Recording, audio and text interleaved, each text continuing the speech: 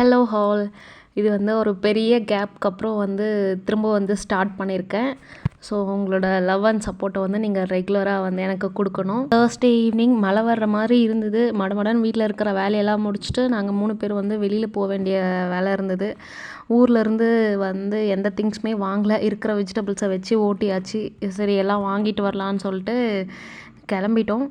கொஞ்சம் தான் வந்து வாங்கினேன். வெங்காயம், தக்காளி இது மட்டும் தான் வாங்கினேன். வெஜிடபிள்ஸ் எதுவுமே வாங்கலை. மழை வந்துருச்சு. சரி இதுக்கு மேலே இருந்தால் நிறைய வந்துடும் அப்படின்னு சொல்லிட்டு வீட்டுக்கு வந்துட்டேன். வீட்டில் எதுவும் இல்லாத போது கை கொடுக்குற ஒரு விஷயத்தில் இதுவும் ஒன்று. பன்னீர் பட்டர் மசாலா.